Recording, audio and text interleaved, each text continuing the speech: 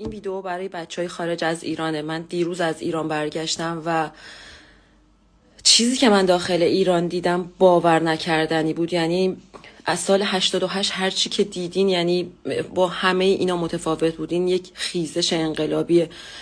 مرد و زن، کوچیک و بزرگ، پیر و جوون، با حجاب و بی حجاب، همه با هم ریختن تو خیابونا و نگم براتون از شجاعت اینا. تا دیروز فکر میکردم، تا اون روز فکر میکردم من آدم شجاعی هستم، ولی وقتی وارد اون جمعیت شدم و آدمای پیر، آدمای خیلی جوانتر از خودم رو دیدم، فهمیدم من اندازه اونا شجاع نیستم. و شاید الان میفهمم که ایران سرزمین دلیران یعنی چی. شیرزنهایی رو دیدم، شیرمردهایی رو دیدم که باورم نمیشد. یعنی جونشون رو گرفتن کف دستشون و هیچی براشون مهم نیست، یعنی فقط برای ایران و ماها دارن میجنگن.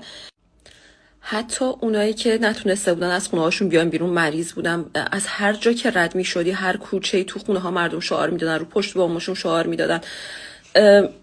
من خواهر خودم با پای شکسته اومده بود بیرون، فقط به خاطر اینکه هممون ایرانی و هممون میخوایم ایران آزاد بشه و برگردیم و راحت زندگی کنیم.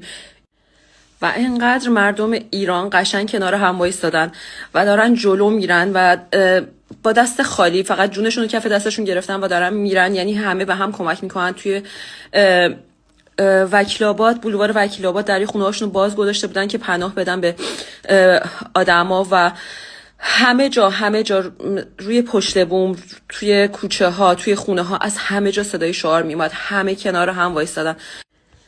من خیلی خوشحال بودم که اون لحظه ها رو با چش خودم دیدم. وقتی تو خیابون بودم، وقتی داشتم جلو میرفتم با مردم، انگار عقده های 40 سالم داشت خالی میشد. انگار همه اون چیزایی که یک عمر اینجا بود داشت خالی میشد و باورم نمیشد. با چش خودم دارم این روزا رو میبینم. یه حس عجیبی بود، مثل حس چهارشنبه سوری قبل سال نو، مثل یه شادی که نمیدونم بهتون چجوری بگم، هم ترسناکه و هم تو مطمئنی این دفعه میشه. این دفعه فرق داره با همه چی.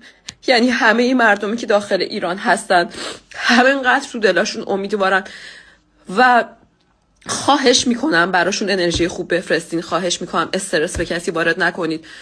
مردم ما خیلی قوی هستن. ما ایرانیم، ما از سرزمین دلیرانیم و خیلی قوی هستیم و مطمئنم این دفعه میشه، چون برای مردمی که تو خیابون ریختن همه چی شد.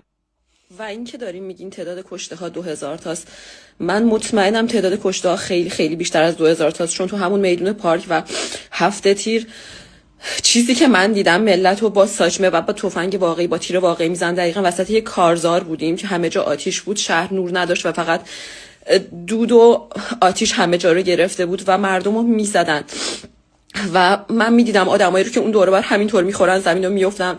خیلی سعی میکردن همه به هم دیگه کمک کنن، اما نمیدونم بهتون چجوری بگم، واقعا وحشتناک بود. اما وقتی اونا دارن اینجوری میجنگن، وقتی اونا دارن اینطوری تلاش میکنن، کوچکترین کاری که میتونید براشون انجام بدید اینه که صداشون باشین هر طوری که میتونید. حتی اگر پیجتون 100 تاست، لطفاً پیجتون رو پابلیک کنید.